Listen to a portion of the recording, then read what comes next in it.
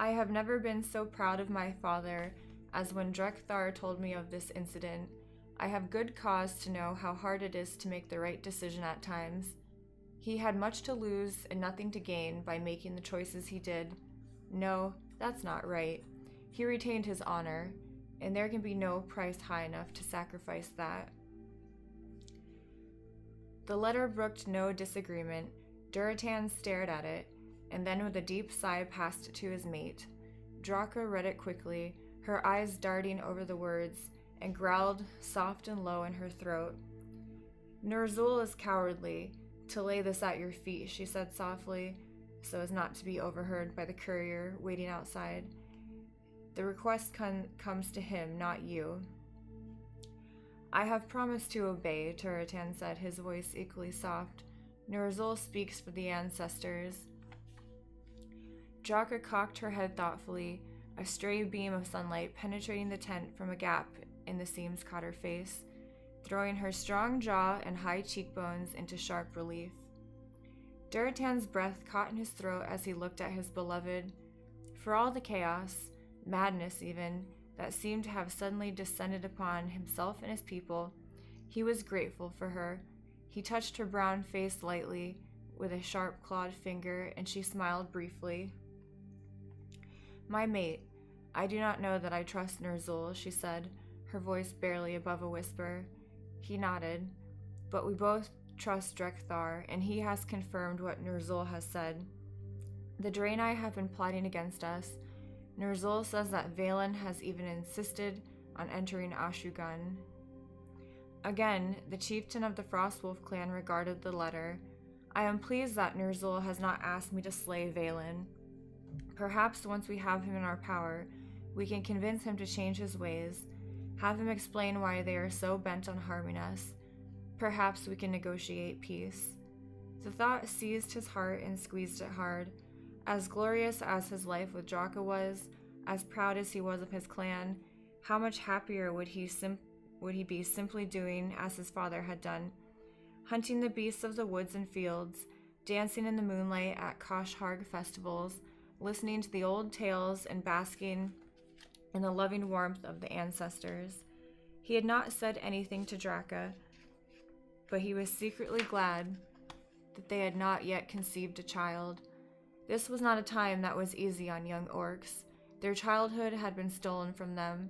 Adult duties had been placed on their shoulders, still not quite broad enough to bear them. If Draka were to bear a child, Durotan would not hesitate to have his son or daughter trained as other children were. He would ask nothing of other parents that he would not do himself, but he was glad that he was not faced with that decision quite yet. Draka watched him with intense, narrowed eyes. It was as if she could read his thoughts. You have met Velen before, she said. I watched you try to reconcile your memories of that encounter with the news that they were trying to destroy us all. It was not easy for you. Nor is it now, he replied. Perhaps it is just as well that I am assigned this task. Velen will remember that night, of that I am certain. He may be willing to treat with me, whereas he might not be so willing to treat with Ner'zhul. I wish I had seen the letter he had sent. Draka sighed and got to her feet. I think that would have been most enlightening, she said. Durotan emulated her. I will tell the courier that his master may rest content. I will not shirk my duty. He felt her worried gaze bore into his back as he left. Velen held the violet crystal close to his heart. The red and yellow ones rested at his side as he sat in meditation, casting a soft glow upon his alabaster skin. The 4 others were placed elsewhere in Draenei territory, their great powers serving his people as needed, but the violet one never left him. Its power opened the mind and spirit, and in a way it was almost like being in direct communication with Naru. Velen always felt stronger, cleaner, his soul honed to a keen edge when he meditated with the violet crystal. Although each of the 7 crystals was precious and powerful, this was the one he treasured the most. He strained to hear the soft whispers of Kur'ur, but he could not. Valen's heart ached. He bowed his head. He heard voices and opened his eyes. Restalan was speaking to one of the acolytes, and Velen waved him forward. "What news, old friend?" Velen inquired. He indicated a pot of hot herbal tea. Restalan waved his hand, declining the offer. "Good and bad, my prophet," he said. "I deeply regret to inform you that the courier sent to the shaman leader Ner'zhul was killed by a group of orcs." Velen closed his eyes. The violet crystal grew warmer for a moment, as if trying to offer comfort. "I sensed his death," Velen said heavily, "but I had hoped it was an accident. You are certain he was murdered?" "Ner'zhul says so and offers no apology." Restalan's voice conveyed his anger and affront at the incident.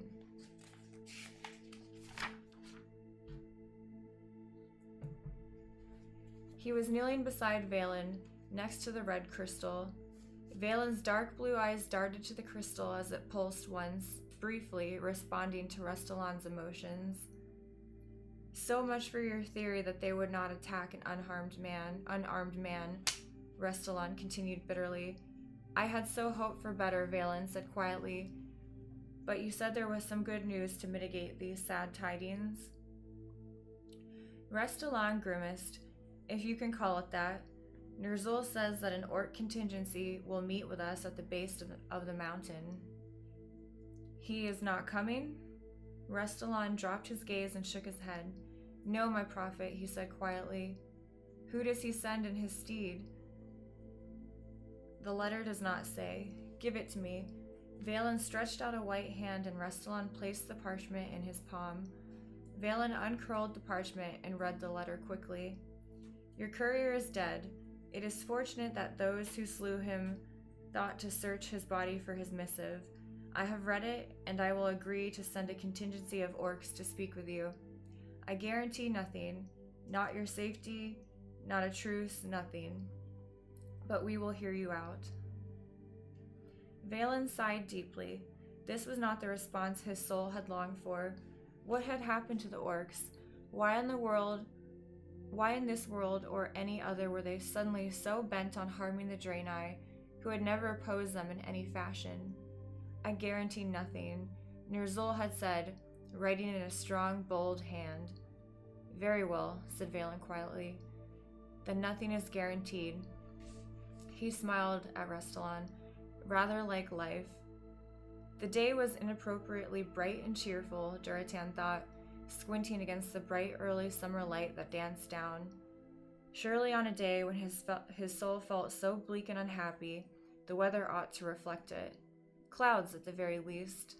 More appropriately, a cold, drizzling rain. But the sun did not care about an orc's heavy heart, or even the fate of an entire race of people.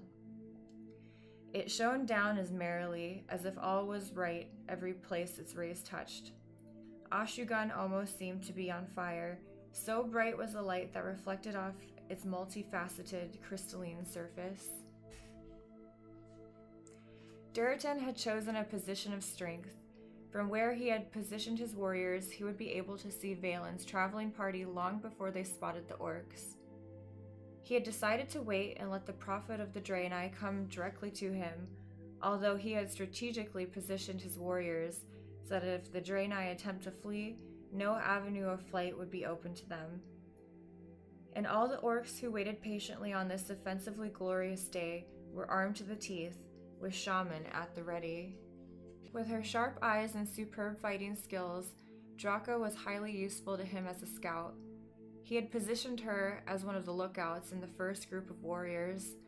The instant that Velen was visible, she would send word to her mate via a spell cast by Drekthar. Drekthar himself, though, was standing beside Duratan. As the most powerful shaman in the clan, his place was to protect the clan's leader. The two stood on a rock outcropping just above the entrance to the gleaming sacred mountain. Dozens of warriors waited with arrows, hand axes, and javelins at the ready. Others had spent days maneuvering large boulders into position. At a word from Duratan, a simple movement would send death in the form of huge stones crashing down upon the Draenei. The threat of death, in fact, was everywhere on this lovely mountain, on this beautifully sunny day. A breeze stirred Duratan's back hair, and a bird sang brightly. Drekthar looked at his chieftain with concern. "My chieftain, you are doing what you have been told to do," Drekthar said earnestly. "These beings are our enemies." Duratan nodded and wished he could believe it as easily as every other orc seemed to. The breeze brushed his cheek again, more insistently, and this time he heard words on the wind. Jaka's message, borne to him by Drekthar's bond with the elements. They are coming, 5 of them. None of them is wearing armor or carries any visible weapons. They walk serenely. The wind wafted her words away, and he knew it went to touch the ears of all the orcs assembled. When the time was right, Drekthar would harness the wind to give orders to Duratan's troops. Duratan straightened, and his heart beat more swiftly. His hand gripped his battle axe tightly. "There they are," said Drekthar grimly. Duratan followed his gaze. Draka's report had been accurate, right down to her interpretation of the manner in which the Draenei approached. The 5 Draenei did not wear the strange blue and silvery armor that Duratan remembered from his single encounter with them. They were dressed instead, as they had been for the meal, in robes of beautiful hues that caught the breeze and fluttered behind them like banners. Walking at the very front of the little group was Prophet Velen himself. He was unmistakable. His simple tan robes contrasted with those of his entourage. And of course, his strange white skin was unique. Duratan grinned a little, despite the direness of the situation. The Draenei were so garishly clad that only a blind orc would have failed to spot them from a great distance. The smile faded at what they had to represent. They wanted to be spotted immediately. They wanted the orcs to be confident that they carried no weapons and were on what Mother Kashur would have called a pilgrimage.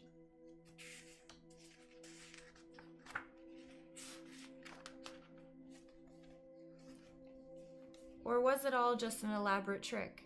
Shaman needed no spears to destroy, neither did the Draenei. Duratan remembered the magical nets that seared and blackened flesh on contact, nets of energy, alien to the orcs, that had come out of nowhere. No, even unarmed, the Draenei were far from harmless. He had briefed his warriors and knew they would obey. They understood they were not to fire a warning shot, not to utter even an insult without Duratan's express command. But they knew how the Draenei fought and would not be taken unawares. Duratan could smell the tension emanating from those warriors closest to him. He wondered if the Draenei could too. Duratan watched as the groups he had set farthest away came out of hiding to close ranks behind the Draenei. They were far enough back so that Duratan had hoped the Draenei would not notice. If they did, they gave no sign, but merely continued with that steady, confident, serene pace. Duratan and Drekthar made no attempt to disguise themselves. After several long minutes, Velen lifted his head and looked up, right into Duratan's eyes. Duratan did not break the gaze, but stood waiting for his enemies to continue their approach. They reached the base of the mountain, but before they could continue farther, dozens of orcs moved purposely out of hiding to surround them. Velen did not look in the least bit surprised.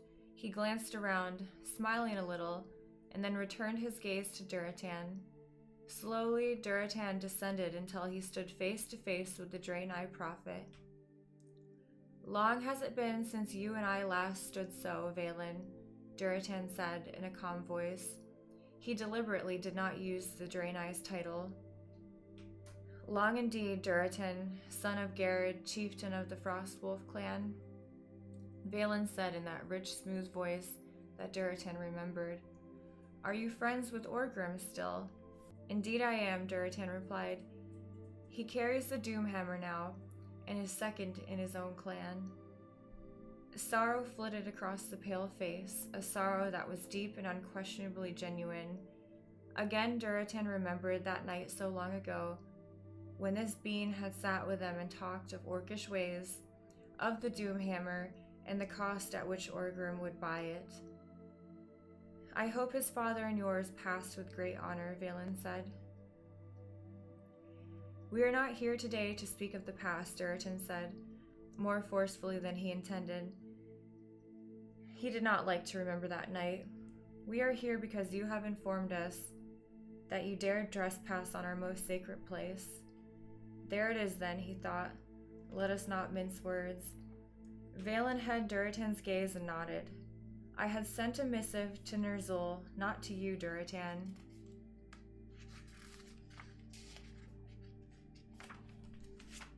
He has declined to meet with me. I wonder, did he share this missive with you? There was no need for me to read it, Durotan replied. I was asked to come in his stead, and I have done so. Durotan saw the broad shoulders slump a little. Velen sighed deeply. I see, he said. He may not have told you why I wish to come today. I do not need to know your purpose, Draenei, Durotan said. But you do, or else this conversation will be for nothing. The voice was clear and crisp, and there was nothing old or frail about it, despite Valen's obviously ancient age. Durotan raised an eyebrow. That Velen was a wise elder was immediately apparent, but now, for the first time, Durotan caught a glimpse of the sheer strength of will that had buoyed Velen for countless years. This mountain is sacred to your people. We know this and we have respected it, but it is also sacred to us. Velen took a step forward, his gaze locked on Durotan's. The orc warriors around him shifted, murmured, but otherwise did not move. Deep inside the mountain is a being that has long cared for the Draenei people, Velen continued. It is older by far than anything either of our minds can grasp, and more powerful, but even old and powerful things can die, and it is dying now.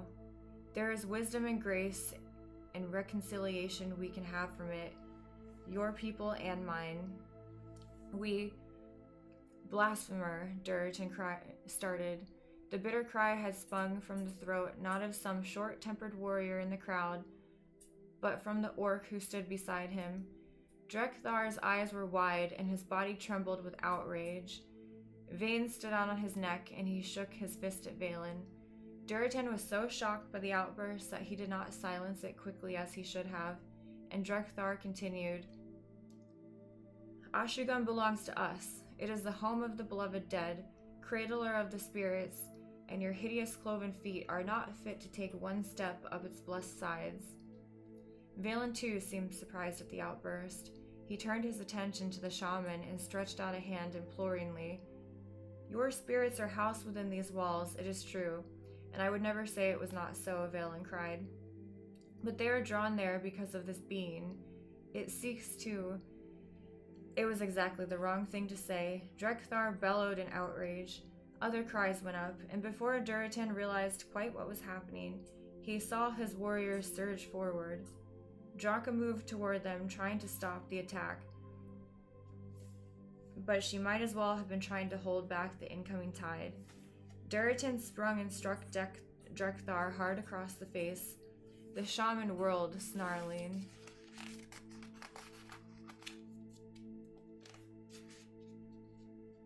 Protect them, Durotan cried. You will obey my orders, and we must take them alive. Protect them. Curse you. Drek'Thar's eyes flashed in a fury, but only for an instant. He lifted his hands and closed his eyes, and suddenly a huge circle of flames sprang up around the 5 Draenei. A wind sprang up, whipping the fire even higher and physically buffeting the orcs. The warriors stepped back, and to Durotan's horror, some of the archers began knocking arrows on their bowstrings. Hold, bellowed Durotan, the wind taking his order and bearing it into his warriors' ears. I will slay anyone who fires. Between his command and Drek'Thar's powerful, if reluctant, abilities, the Draenei were unharmed. Duratin raced down the mountainside to his prisoners, for such they now were. Drekthar was at his heels. "Dismiss fire," Duratin told Drekthar. At once the sheets of flame that almost singed Duratin's eyebrows dissipated. He stood face to face now with Velen, and a wave of emotion he could not properly name rose inside him as he realized that the Draenei elder was still as calm and serene as he had been when they had simply been talking. "Velen, you and your people are now prisoners of the Frost Wolf clan," Duratin said in a soft, dangerous voice. Velen smiled, sweetly, sadly. "I expected nothing less," he said. He and the other four somehow maintained their composure, while Duratin ordered them stripped and searched. Their glorious robes were taken and given to Duratin's top warriors, and the Draenei were clad now in sweat-stiff tunics. His stomach turned at the jeers, insults, and spits that came their way at the humiliation, but he did not stop it. As long as no physical harm came to the prisoners, and Duratin watched closely to ensure that none would, he would let his warriors have their sport. Beside him, Draka looked angry at the behavior of her fellow frost wolves and whispered, "My mate, can you not silence them?" He shook his head. "I want to see how the Draenei react. And the warriors have stayed their hands when they might have been expected to kill. I will not silence their tongues as well." Draka looked at him searchingly, then nodded and withdrew. He knew she did not approve, but he did not like what he was seeing either. But he was walking a delicate line, and he knew it. "My chieftain," cried Rakkar, Duratin's second in command. "Come see what they have brought us." Duratin went to Rakkar's side and peered into the sack he opened. His eyes widened. Nestled inside, swathed in soft fabric, were two exquisitely beautiful stones. One was red, the other was yellow. Duratin ached to touch them, but he did not. He looked up and met Valen's gaze. "Long ago, Restylon showed us a crystal similar to this one," he said. "That one protected a city. What do these do?" "Each has its own strength. They are part of our legacy. They were bequeathed to us by the being that dwells in the sacred mountain." Duratin growled softly. "You would do well not to mention that again," he said. To Rakkar, he said, "Feed them, bind their hands, and put them on wolves, with shaman to guard them. Give the stones to Drekthar. We will take the Draenei back with us and deliver them to Ner'zhul. He should have been here in my stead today." He turned and stalked off, not wanting to look at Valen's odd glowing blue eyes, and not wanting to see the disapproval in Draka's. During the long ride back, Duratin wrestled with his emotions. On one hand, he shared Drekthar's offense. Ashugun was sacred to the orcs. The idea that something other than the ancestors dwelt inside it, indeed, as Velen claimed, was so powerful that it lured the ancestors to it, struck him to the core. He could only imagine how the shaman felt about such a declaration. Everything seemed to point to Ner'zhul's being correct, that the Draenei were a blight upon the world and should be eliminated. What nagged at him was why. He would get an answer to that question tonight. With everyone, including the 5 captives, mounted, they made good time. The sun was only starting to set when they returned. Duratin had sent outriders ahead with the good news, and the clan was waiting eagerly for their arrival. On his right were Drekthar and Rakkar, who shared the sentiments of the Frost Wolves. On his left was Draka, who had been uncharacteristically silent throughout the entire event. Duratin knew that he did not want to hear what she had to say. He was already being pulled in too many directions as it was.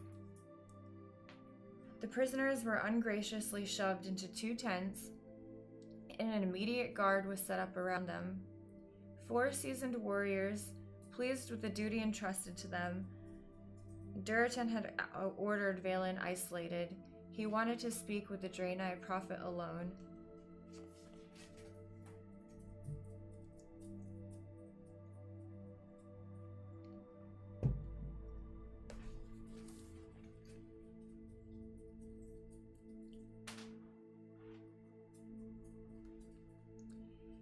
After the excitement had settled down somewhat, Duratan took a deep breath.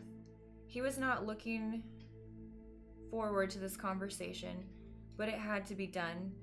He nodded to the guards and entered the small tent that hosted Prophet Velen.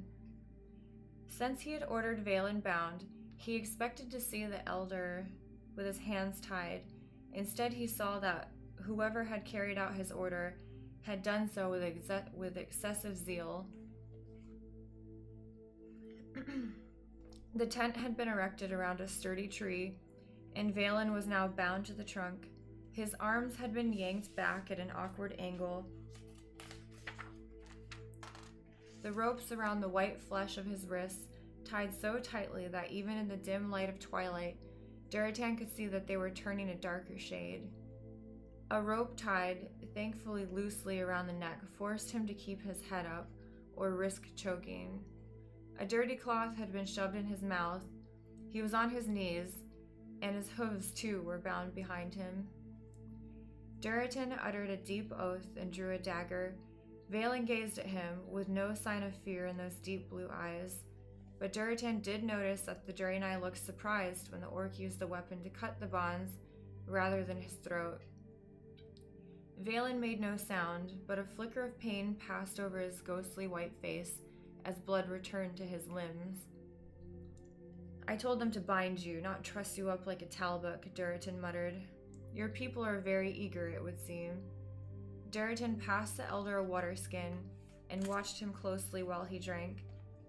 Sitting before him in filthy clothing, gulping at tepid water, his white flesh raw from the bonds, Velen did not look like much of a threat. How would he feel, he wondered, if he had gotten word of the Draenei treating Mother Kashur so? Everything about this felt wrong, yet Mother Kashur herself had assured Drekthar that the Draenei were a threat so dire as to be almost unimaginable. There was a bowl of cold blood porridge on the ground. With his right foot, Duratan shoved it toward the prisoner. Velen eyed it, but did not eat.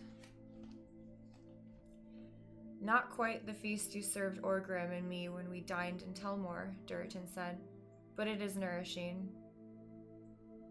Valen's lips curved in a smile. That was a memorable evening. "Did you get what you wanted from us that night?" Duratan demanded. He was angry, but not with Velen. He was angry that it had come to this, that one who had shown him nothing but courtesy was now his captive, and he took it out on the prophet. "I do not understand. We merely wish to be good hosts to two adventuresome boys." Duratan got to his feet and kicked over the bowl. Congealed porridge oozed into the earth. "Do you expect me to believe this?" Velen did not rise to the bait. He replied calmly, "It is the truth. It is your choice as to whether you believe it." Duratan dropped to his knees and shoved his face into Valen's. "Why are you trying to destroy us? What have we ever done to you?" "I might ask you the same question," said Velen. A flush had come to his white face. "We have never lifted a finger to harm you, and now over 24 Draenei are dead from your attacks." The truth of the command made Duratan even angrier. "The ancestors do not lie to us," he snarled. "We have been warned that you are not what you would seem, that you are our enemies. Why did you bring those crystals if not to attack us?" "We thought it might help us better communicate with the being in the mountain," Velen spoke quickly, as if trying to get the words out before Duratan could silence him. "It is not an enemy to the orcs, nor are we. Duratan, you are intelligent and wise. I saw this in you that night so long ago. You are not one to blindly follow like an animal to slaughter. I know not why your leaders lie to you, but they do. we have ever sought to interact peaceably with you. You are better than this, son of Garrod. You are not like the others. Duratan's dark brown eyes narrowed. You are wrong, Draenei, he spat. I am proud to be an orc. I embrace my heritage. Velen looked exasperated. You misunderstand. I do not malign your people. I merely what? Merely tell us that the only reason we are seeing the beloved dead is because of your god trapped in the mountain? It is not a god. It is an ally, and would be one to your people as well if you would permit it to be. Duratan swore and rose, stalking out of the tent, his hands clenching and unclenching. Then he uttered a long, deep sigh. The anger in him burned down to ashes. Velen, your words are but wood on the fire of our wrath, he said quietly. Your claim is arrogant and offensive. It will support those who are already prepared to slay your people on the word of our ancestors. I do not understand myself, but you are asking to choose between people I trust, traditions I have been raised on, and your word. He turned and faced the Draenei. I will choose my people. You need to know this. If you and I come face to face on the field of battle, I will not stay my hand. Velen looked only curious. You will not take me to Ner'zhul then? Duratan shook his head. No. If he wanted you, he should have come for you himself. He appointed me to treat with you, and I have carried out my duties as I saw fit. You were supposed to deliver a prisoner to him, Velen said. I was to meet with you and listen to your words, Duratan said. Had I captured you in battle, stricken a weapon from your hands, and wrestled you to the earth, then yes, you would be a prisoner. But there is no honor in binding a foe who extends his hand willingly for the rope. We are at an impasse, you and I. You insist that you have no ill will toward the orcs. My leaders and the ghosts of my ancestors tell me otherwise. Duratan knelt before the Draenei. They call you a prophet. Do you know the future then? If so, then tell me what you and I can do to avert what I fear will unfold. I would not shed innocent life, Velen. Give me something, anything, I can take to Ner'zhul that will prove what you say is true.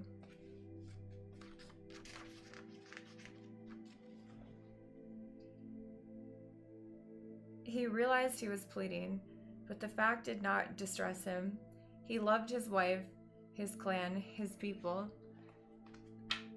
He hated what he was seeing, an entire generation rushing headlong to adulthood, with only blind hate in their hearts. If begging before this strange being could change this, then beg he would.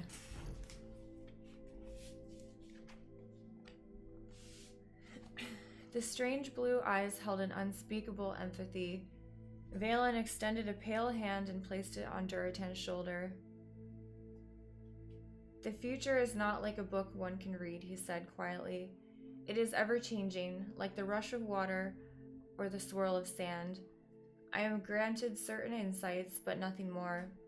I felt very strongly that I needed to come unarmed, and behold, I am greeted not by the orc's greatest shaman, but by the one who has slept safely under my roof. I do not think this is an accident, Duratan, and if anything can be done to avert this, it lies with the orcs, not with the Draenei. All I can do is tell you what I have already said. The river's course can be changed, but you are the ones who must change it. That is all I know, and I pray it is enough to save my people. The look on his ancient, oddly cracked face and the tone of his voice told Duratan what his words did not. That Velen did not, indeed, think it would be enough to save his people. Duratan closed his eyes for a moment, then stepped back. We will keep the stones, he said. Whatever power they have, the shaman will learn how to harness. Velen nodded sadly. Such I assumed, he said, but I had to bring them.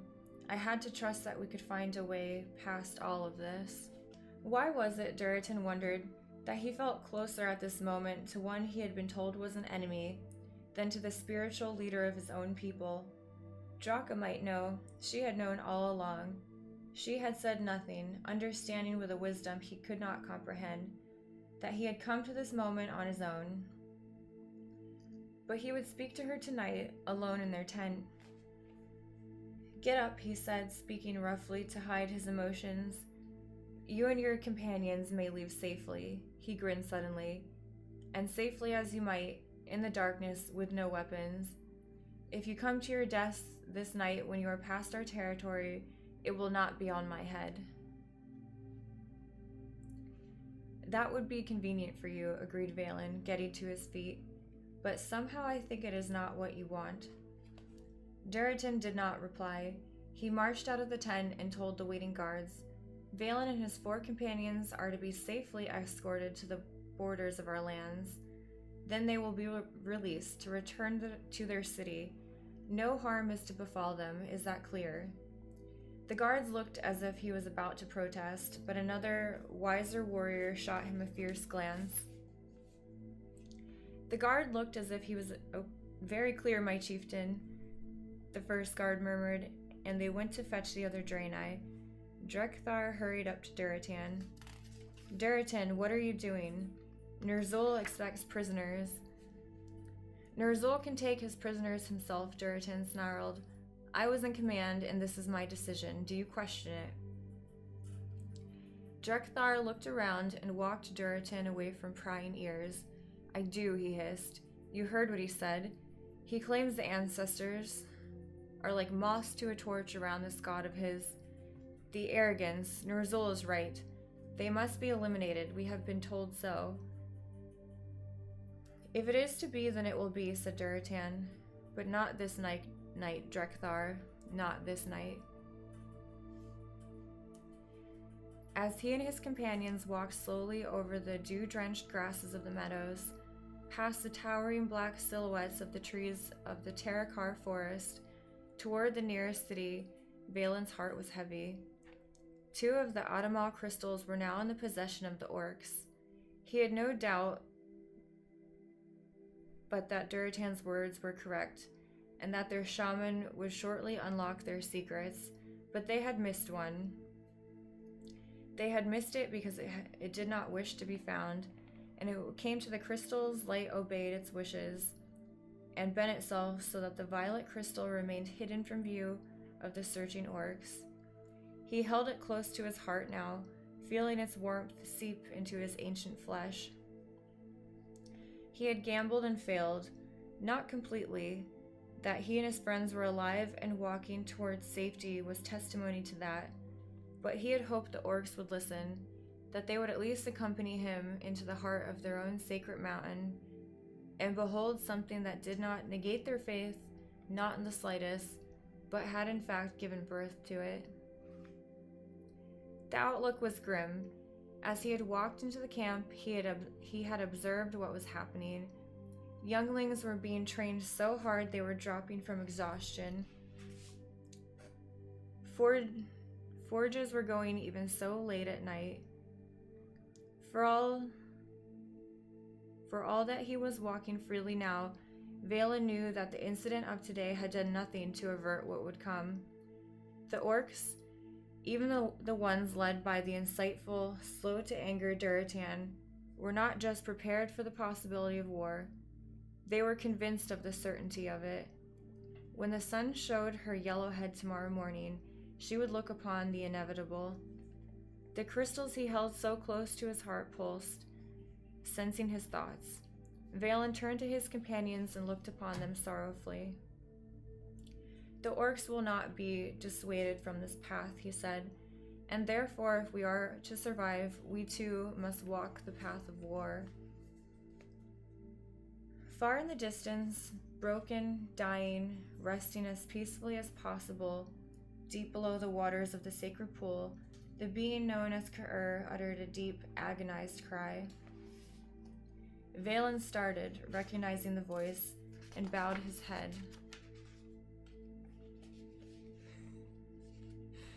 The Frostwolf orcs gasped at the sound and turned to regard the perfect triangle of Ashugun.